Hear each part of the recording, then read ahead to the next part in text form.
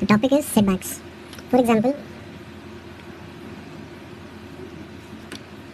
this is our site, and hypothetically, this is the north, and this can be our road.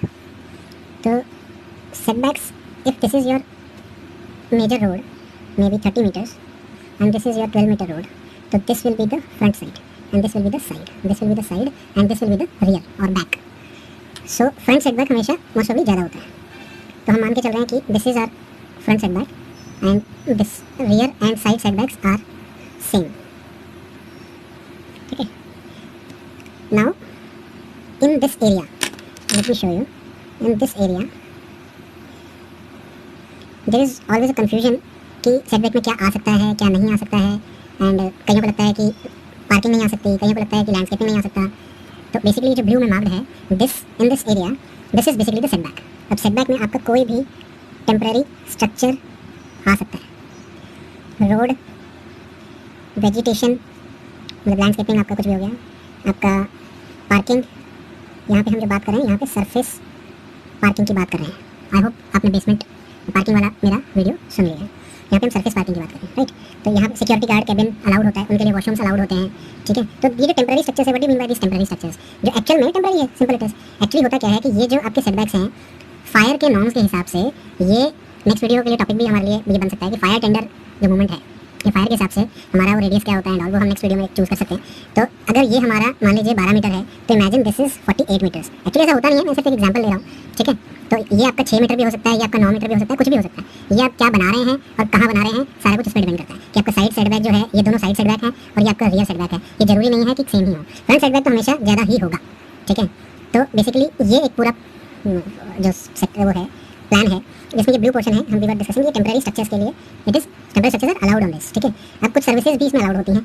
ठीक है. Basically ये हम करते ही क्यों हैं, एक तो हम करते हैं, जैसे मैंने पहले डिस्कस किया, फायर की मूवमेंट, फायर टेंडर की मूवमेंट के लिए.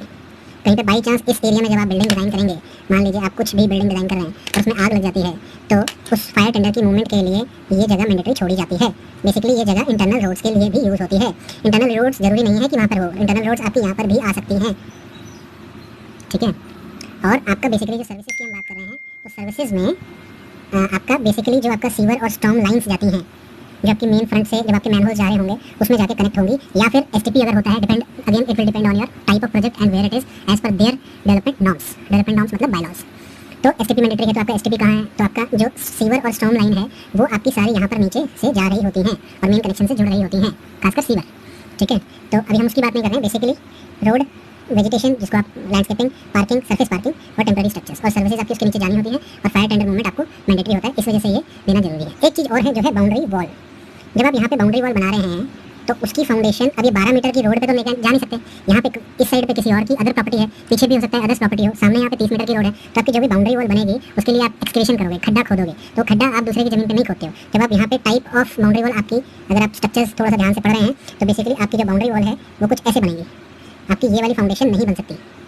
तो ये वाली बनेगी, तो या ये बने चाहे ये बने, कोई भी बने, आपको उसको एक्सकेवेट करना है. तो एक्सकेवेशन के लिए आपको यू नीड द स्पेस, जो हम 6 मीटर मैंडेटरी लेके चलते हैं. ठीक है. एंड लास्ट थिंग, अभी हमने बात करी थी सरफेस पार्किंग की. अगर बेसमेंट पार्किंग बनानी है, तो बेसमेंट की पार्किंग हमारी इससे ज़्यादा एक्सीड नहीं कर सकती. तो यहाँ पर आपकी रिटेनिंग वॉल आएगी. बेसमेंट खोद रहे हैं अगर आप एक्सकेवेट करेंगे, तो यहाँ पर आपकी रिटेनिंग वॉल आएगी नीचे से. तो उसके लिए भी आपको एक्सकेवेट करना है.